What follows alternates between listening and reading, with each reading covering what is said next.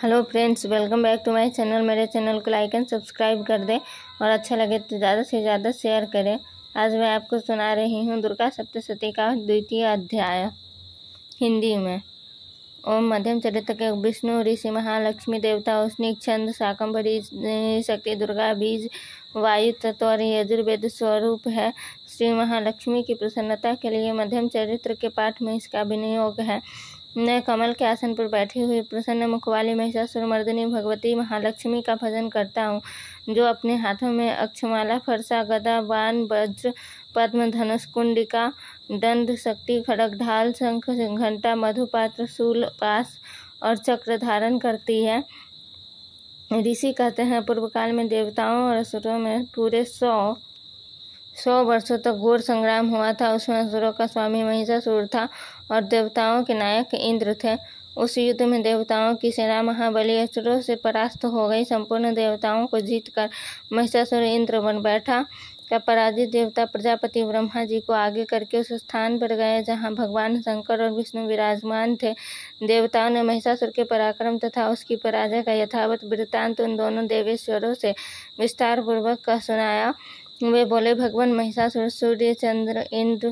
सूर्य इंद्र अग्नि वायु चंद्रमा यम वरुण तथा अन्य देवताओं के भी अधिकार छीनकर स्वयं ही सबका अधिष्ठाता बना बैठा है। उस दुरात्मा महिष ने समस्त देवताओं को स्वर्ग से निकाल दिया है। अब वे मनुष्यों की भांति पृथ्वी पर विचरते हैं। दैत्यों की यह सारी करतूत हमने आप लोगों से कह सुनाई। अब हम आपकी ही शरण में आए हैं, उसके वध का कोई उपाय सोचिए। इस प्रकार देवताओं के वचन सुनकर भगवान विष्णु और शिव ने दैत्यों पर बड़ा क्रोध किया। उनकी भौहें तन गई और मुंह टेढ़ा हो गया। तब अत्यंत कोप में भरे हुए चक्रपाणी श्री विष्णु के मुख से एक महान तेज प्रकट हुआ। इसी प्रकार ब्रह्मा शंकर तथा इंद्र आदि अन्य देवताओं के शरीर से भी बड़ा भारी तेज निकला। वह सब मिलकर एक हो गया। महान तेज का वह पुंज जाज्वल्यमान पर्वत सा जान पड़ा। देवताओं ने देखा, वहाँ उसकी ज्वालाएं संपूर्ण दिशाओं में व्याप्त हो रही थी। संपूर्ण देवताओं के शरीर से प्रकट हुए उस तेज की कहीं तुलना नहीं थी। एकत्रित होने पर वह एक नारी के रूप में परिणत हो गया और अपने प्रकाश से तीनों लोकों में व्याप्त जान पड़ा। भगवान शंकर का जो तेज था उससे उन देवी का मुख प्रकट हुआ। यमराज के तेज से उसमें सिर में बाल निकल आए। श्री विष्णु भगवान के तेज से उसकी भुजाएं उत्पन्न हुई। चंद्रमा के तेज से दोनों स्तनों का और इंद्र के तेज से मध्य भाग का प्रादुर्भाव हुआ। वरुण के तेज से जंघा और पिंडली तथा पृथ्वी के तेज से नितंब भाग प्रकट हुआ। ब्रह्मा के तेज से दोनों चरण और सूर्य के तेज से उसकी उंगलियां हुई। वसुओं के तेज से हाथों की अंगुलियां और कुबेर के तेज से नासिका प्रकट हुई। उस देवी के दांत प्रजापति के तेज से और तीनों नेत्र अग्नि के तेज से प्रकट हुए थे। उसकी भौहें संख्या के और कान वायु के तेज से उत्पन्न हुए थे। संध्या के और इसी प्रकार अन्य देवताओं के तेज से भी उस कल्याणमयी देवी का आविर्भाव हुआ। तदनंतर समस्त देवताओं के तेज पुंज से प्रकट हुई देवी को देखकर महिषासुर के सताए हुए देवता बहुत प्रसन्न हुए। पिनाकधारी भगवान शंकर ने अपने शूल से एक शूल निकालकर उन्हें दिया। फिर भगवान विष्णु ने भी अपने चक्र से चक्र उत्पन्न करके भगवती को अर्पण किया। वरुण ने भी शंख भेंट किया। अग्नि ने उन्हें शक्ति दी और वायु ने धनुष तथा बाण से भरे हुए 2 तरकस प्रदान किए। सहस्त्र नेत्रों वाले देवराज इंद्र ने अपने ब्रज से वज्र उत्पन्न करके दिया और ऐरावत हाथी से उतार कर एक घंटा भी प्रदान किया। यमराज ने कमल दंड से दंड, वरुण ने पास, प्रजापति ने स्फटिकाक्ष की माला तथा ब्रह्मा जी ने कमंडलू भेंट किया। सूर्य ने देवी के समस्त रोमकूपों में अपनी किरणों का तेज भर दिया। काल ने उन्हें चमकती हुई ढाल और तलवार दी। क्षीर समुद्र ने उज्ज्वल हार तथा कभी जीर्ण होने वाले 2 दिव्य वस्त्र भेंट किए। साथ ही उन्होंने दिव्य चूड़ामणि, 2 कुंडल, कड़े, उज्ज्वल अर्धचंद्र, सब बाहुओं के लिए केव, दोनों चरणों के लिए निर्मल नूपुर, गले की सुंदर हंसली और सब अंगुलियों में पहनने के लिए रत्नों की बनी अंगूठियां भी दी। विश्वकर्मा ने उन्हें अत्यंत निर्मल परसा भेंट किया। साथ ही अनेक प्रकार के अस्त्र और अभेद्य कवच दिए। इनके सिवा मस्तक और वक्षस्थल पर धारण करने के लिए कभी न कुम्हलाने वाले कमलों की मालाएं दी। जलधि ने उन्हें सुंदर कमल का फूल भेंट किया। हिमालय ने सवारी के लिए सिंह तथा भांति भांति के रत्न समर्पित किए। धनाध्यक्ष कुबेर ने मधु से भरा पान पात्र दिया तथा संपूर्ण नागों के राजा शेष ने, जो इस पृथ्वी को धारण करते हैं, उन्हें बहुमूल्य मणियों से विभूषित नागहार भेंट किया। इसी प्रकार अन्य देवताओं ने भी आभूषण और अस्त्र शस्त्र देकर देवी का सम्मान किया।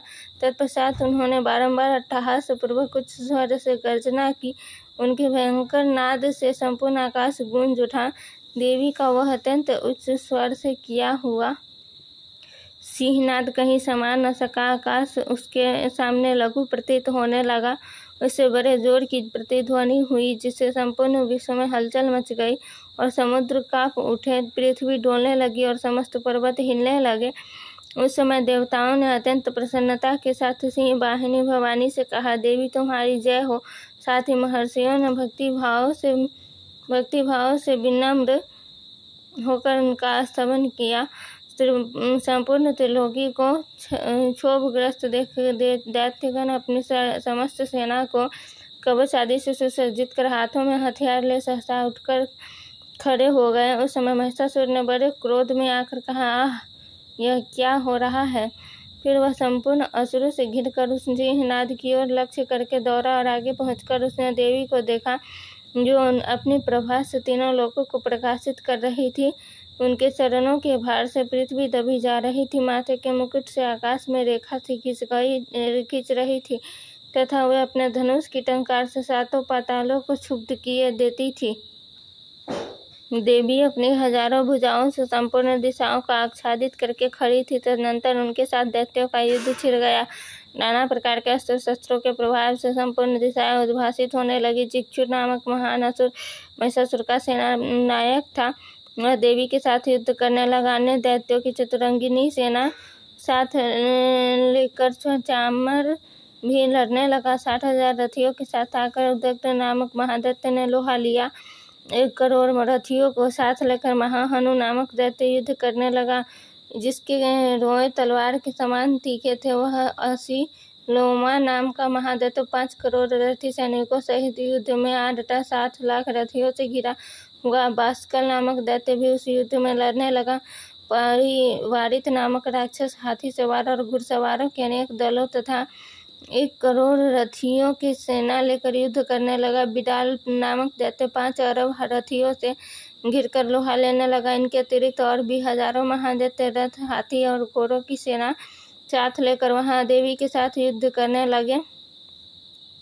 स्वयं महिषासुर उस रणभूमि में कोटि कोटि सहस्र रथ, हाथी और घोड़ों की सेना से घिरा हुआ खड़ा था। वे दैत्य देवी के साथ तोमर, भिंडीपाल, शक्ति, मूसल, खड्ग, परशु और पट्टिस आदि अस्त्र शस्त्रों का प्रहार करते हुए युद्ध कर रहे थे। कुछ दैत्यों ने उन पर शक्ति का प्रहार किया, कुछ लोगों ने पास फेंके तथा कुछ दूसरे दैत्यों ने खड्ग प्रहार करके देवी को मार डालने का उद्योग किया।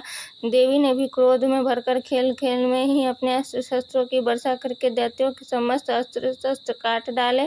उनके मुख पर परिश्रम तथा थकावट का रंच मात्र भी चिन्ह नहीं था। देवता और ऋषि उनकी स्तुति करते थे और वे भगवती परमेश्वरी दैत्यों के शरीरों पर अस्त्र शस्त्रों की वर्षा करती रही। देवी का वाहन सिंह भी क्रोध में भरकर गर्जन के बालों को हिलाता हुआ असुरों की सेना में इस प्रकार विचरने लगा, मानो बाणों में दावानल फैल रहा हो। रणभूमि में दैत्यों के साथ युद्ध करते हुए अंबिका देवी ने जितने निश्वास छोड़े, वे सभी तत्काल सैकड़ों हजारों गणों के रूप में प्रकट हो गए और परशु, भिंडीपाल, खड्ग तथा पट्टिस आदि अस्त्रों द्वारा असुरों का सामना करने लगे। देवी की शक्ति से बढ़े हुए वे गण असुरों का नाश करते हुए नगारा और शंख आदि बाजे बजाने लगे। उस संग्राम महोत्सव में कितने ही गण मृदंग बजा रहे थे। तदनंतर देवी ने शूल से, गदा से, शक्ति की वर्षा से और खड्ग आदि से चक्रों महादैत्यों का संहार कर डाला। कितनों को घंटे के भयंकर नाद से मूर्छित करके मार गिराया। बहु तेरे दैत्यों को पास में बांधकर धरती पर घसीटा। कितने ही दैत्य उनकी तीखी तलवार की बाँट से दो दो टुकड़े हो गए। कितने ही गदा की चोट से घायल हो धरती पर सो गए। कितने ही मूसल की मार से अत्यंत आहत होकर रक्त वमन करने लगे। कुछ दैत्य शूल से छाती फट जाने के कारण पृथ्वी पर ढेर हो गए। उस रणांगन में बाण समूहों की वृष्टि से कितने ही असुरों की कमर टूट गई।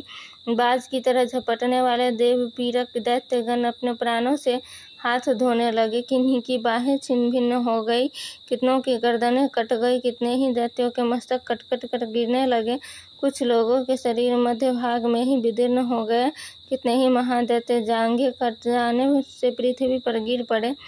कितने को ही देवी ने एक बाह, एक पैर और एक नेत्र करके दो टुकड़ों में चीर डाला। कितने ही दैत्य मस्तक कट जाने पर भी गिरकर फिर उठ जाते और केवल धड़के के ही रूप में अच्छे अच्छे हथियार हाथ में ले देवी के साथ युद्ध करने लगते थे। दूसरे कबंध युद्ध के बाजों को लय पर नाचते थे।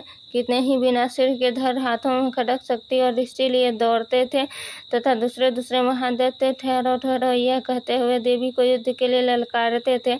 जहाँ वह घोर संग्राम हुआ था वहाँ की धरती देवी के गिराए हुए रथ, हाथी, घोड़े, असुरों की लाशों से ऐसे पट गई थी कि वहाँ चलना फिरना असंभव हो गया था। दैत्यों की सेना में हाथी, घोड़े और असुरों के शरीरों से इतनी अधिक मात्रा में रक्तपात हुआ था कि थोड़ी ही देर में वहाँ खून की बड़ी बड़ी नदियाँ बहने लगी। जगदम्बा ने असुरों की विशाल सेना को क्षण भर में नष्ट कर दिया। ठीक उसी तरह जैसे तृण और काठ के भारी ढेर को आग की कुछ ही क्षणों में भस्म कर देती है, और वह सिंह भी गर्दन के बालों को हिला हिलाकर जोर जोर से गर्जना करता हुआ दैत्यों के शरीरों से मानो उनके प्राण चुने लेता था। वहाँ देवी के गणों ने भी उन महादैत्यों के साथ ऐसा युद्ध किया जिससे आकाश में खड़े हुए देवतागण उन पर बहुत संतुष्ट हुए और फूल बरसाने लगे। इस तरह से दूसरा अध्याय पूरा हुआ।